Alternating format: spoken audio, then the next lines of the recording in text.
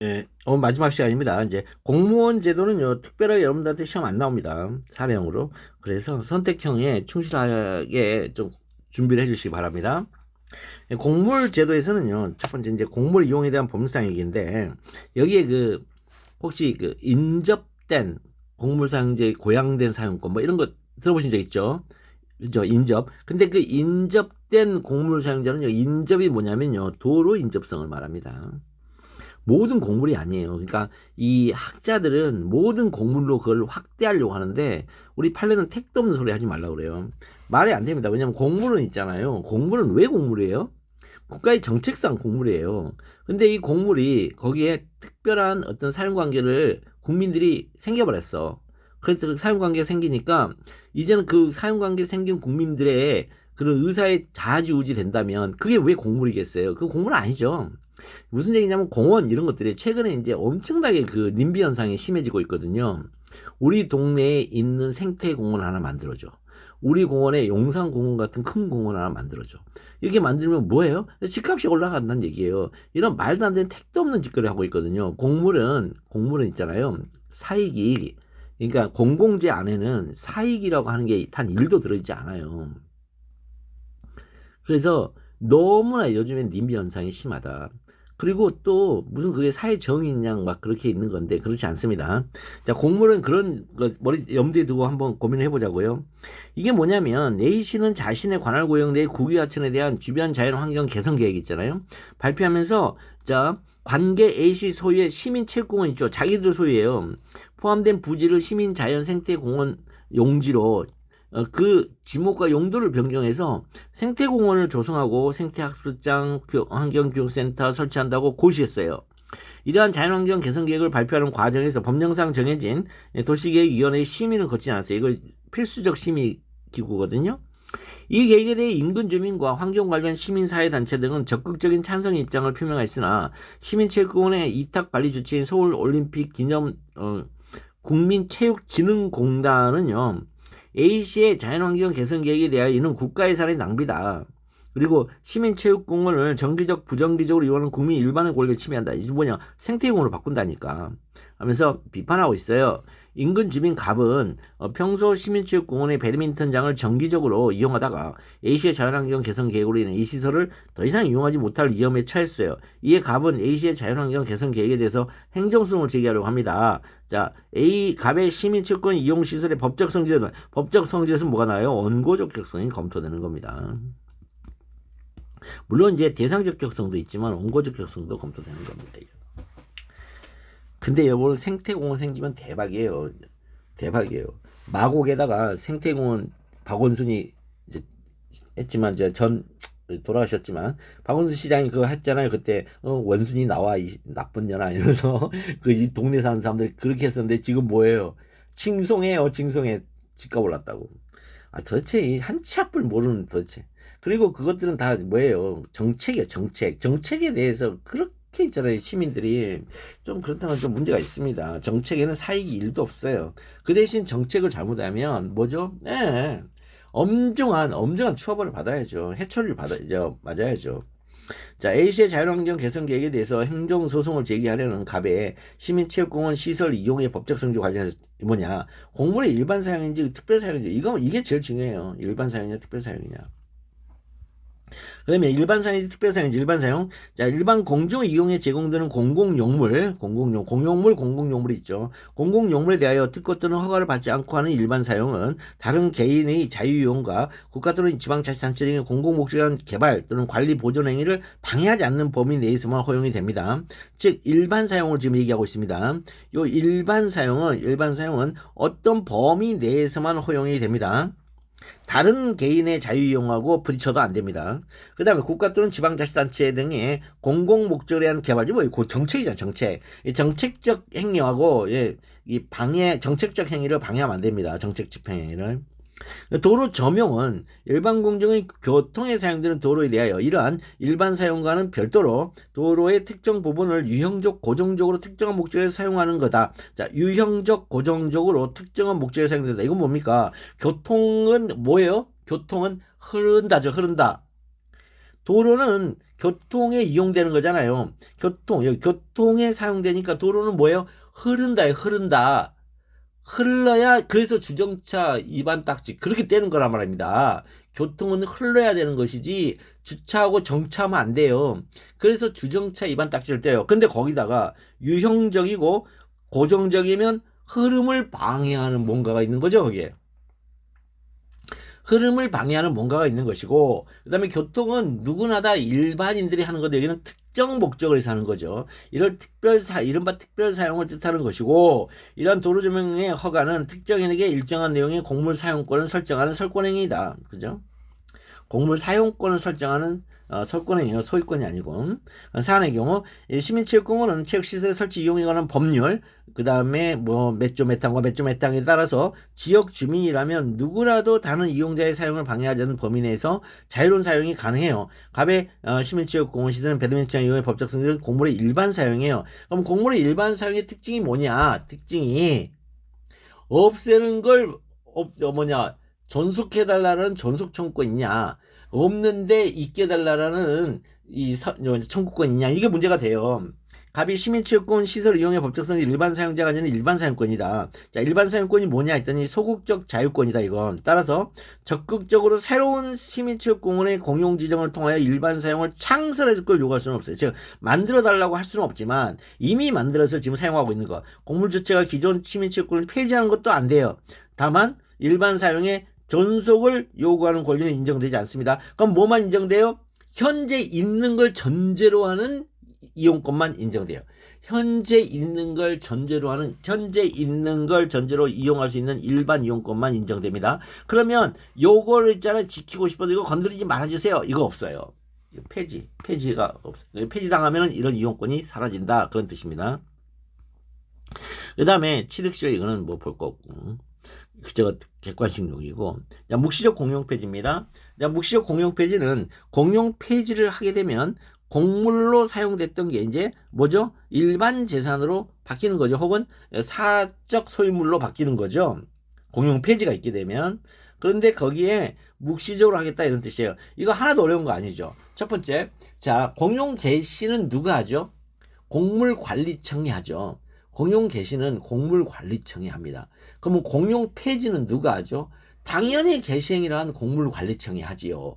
그런데 이 전부 다 이거 공용개시와 공용폐지는 의사표시이기 때문에 명시적으로 해야 됩니다. 명시적으로 해야 돼요. 그죠? 그러면 묵시적으로 할 수도 있냐? 할 수 있습니다. 이 묵시라는 것은 행동을 말합니다. 어떤 특정한 행위를 했는데 그게 사실은 의사표시의 방편으로 읽혀지는 거죠. 그런데 여기서 제일 중요한 건 뭐냐면 이 묵시적 공용폐지를 누가 하느냐는 거죠. 금방 말씀드렸습니다. 그 주체는 공물관리청이에요. 일반 사인이 하는 게 아닙니다. 한번 보겠습니다.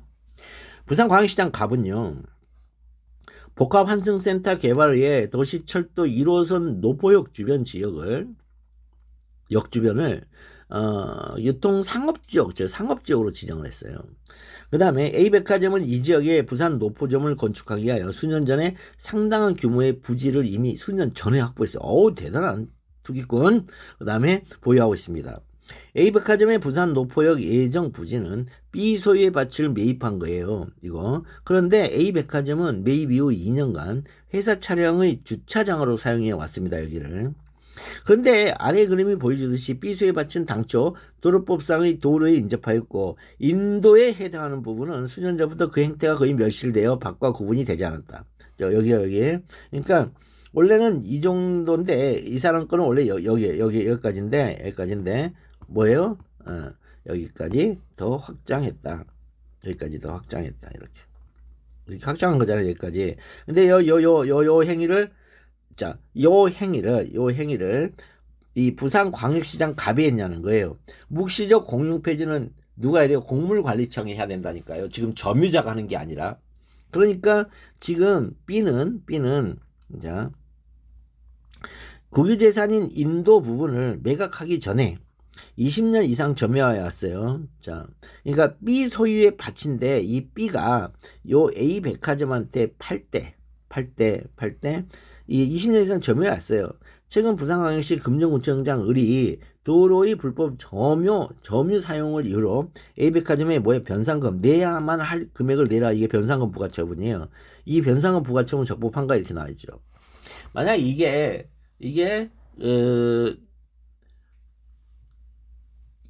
저기 B 그러니까 A 소유가 됐다가 B 소유로 넘어온 것이라면 변상금 부과처분은 위법하죠. 그럼 이게 여전히 도로법상의 도로냐가 문제가 되는 거겠죠. 그래서 이 도로법의 94조에 변상금의 부과가 있어요. 변상금 부과는 어떻게 하냐면 이 38조에 도로조명이 있는데 38조에 따른 도로조명 허가를 받지 아니하고 도로를 점용한 자에 대하여 그 점용기간에 대한 점용료의 100분의 120에 상당하는 금액을 변상으로 징수할 수 있다 그래요. 그러니까 여기서 핵심 키워드는 도로조명 허가를 받지 않은 거예요. 허가를 받지 않은 거예요. 그럼 보겠습니다. 자, 부산광역시 금정구청장 을이 도로의 불법 점용 사용을 이유로 불법 점유 사용을 이유로 A백화점에 행한 변상금 부과처분은 적법한가와 관련해서 첫째, 형태가 멸실되어 도로와 밭이 구분이 되지 않는다면 그것만으로 묵시적 공용 폐지를 인정할 수 있는지 문제되죠. 근데 여러분 눈이 맞죠? 이거 부산시장이 도로와 밭이 구분되지 않게끔 멸실한 거 아닙니다. 지금 누가 했느냐가 중요해요. 이거 둘째는 공물에 대한 시효 취득이 허용되느냐. 그렇다면 이게 안 된다면 셋째는 도로 조명을 받아야 하느냐. 이렇게 돼 있는데 형태가 멸실되어 도로와 밭이 구분이 되지 않는다면 묵시적 공용 폐지를 인정할 수 있느냐. 자, 공용 폐지의 의사표시는 명시적 의사표시뿐만 아니라 묵시적 의사표시도 무방하다. 그러면 이거는 지금 무슨 얘기냐면 이 공용 폐지는 지금 행정법 영역에서 일어나고 있는 의사표시죠. 사법 영역에서 일어나고 있는 의사표시라면 반드시 계약서를 작성하겠죠. 공법 영역에서 지금 발생하고 있어요. 뭐 해야 됩니까? 명시적 의사표시. 네, 팻말 붙여야 됩니다. 팻말 붙입니다. 언제부터 언제까지 이 도로를 폐쇄하다가 이제 며칠부터는 사적 소유주가 됩니다. 이렇게 해줘야 돼요. 근데 그런 거 없이 공물의 공용 폐지에 관하여 국가의 묵시적인 의사표시가 있다고 인정되는 여기서도 주어가 뭐예요? 국가의 묵시적인 의사표시예요.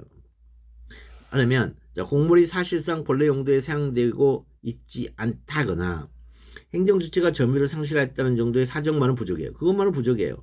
그렇죠. 지금 공물이 지금 사실상 본래 용도에 사용되고 있지 않거든요. 그것만은 부족하고 주위의 사정을 종합하여 객관적으로 공용폐지 의사의 존재가 추단될 수 있어야 한다.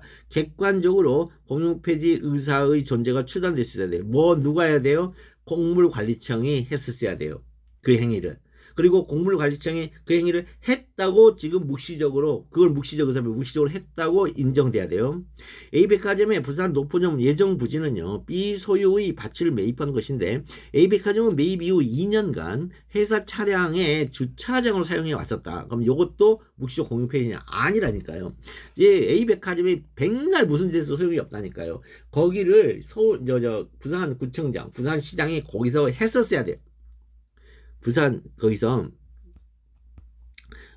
부산광역시장이 거기서 주차장으로 거기다 해놨어야 돼요. 자, 그러다 아니면 그걸 치우고 아예 인도로 이렇게 드러냈어야 돼요. 그것조차도. B 소유의 밭은 당초 도로법상의 도로에 인접하였고 인도에 해당하는 부분은 수년 전부터 그 형태가 거의 멸실되어 밭과 구분이 되지 않았다. 근데 이걸 도로의 형태적 요소의 상실이 도로관리청이 나왔네. 도로관리청이요. 도로관리청에 의해 있었어야 돼요.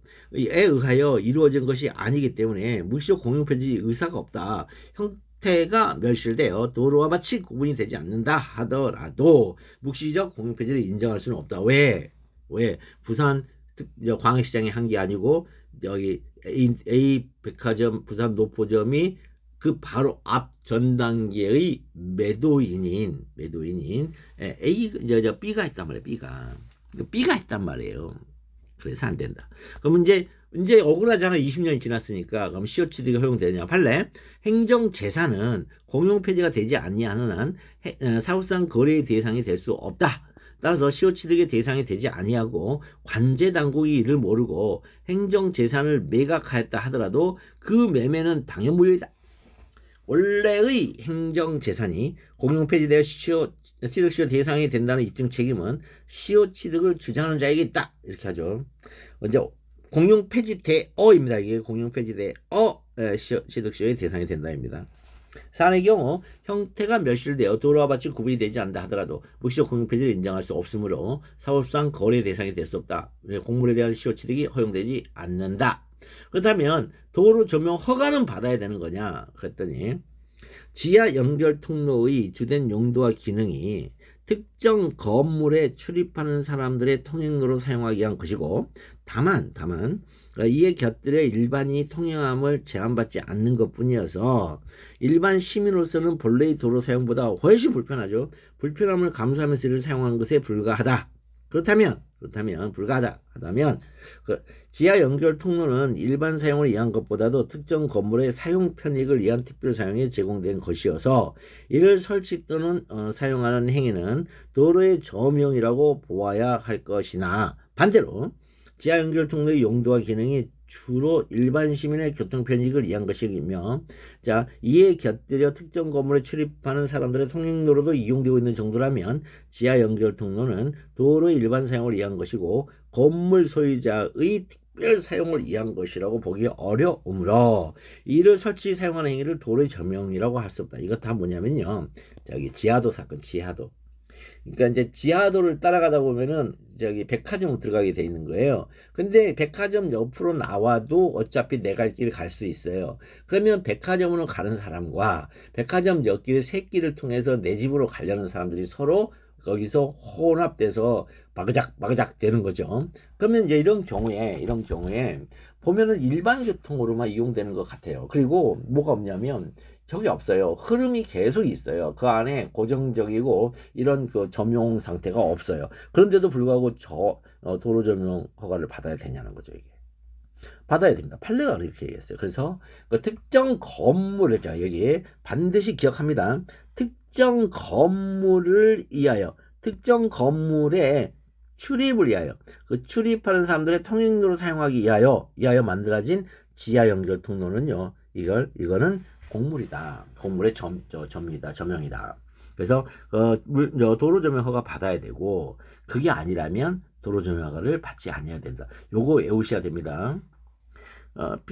근데 피소의 밭에다가 이제 옮겨놓은 거예요. 피소의 밭은 당초 도로법상의 도로에 인접하였고 인도에 해당하는 부분은 수년 전부터 그 형태가 거의 멸실되어 밭과 구분이 되지 않았다는 점, 주차장 부지로 사용하여 왔다는 점에서 일반 시민으로서는 본래의 도로 사용보다 불편함을 감수하면서 이를 사용해야 한다는 것은 분명하죠.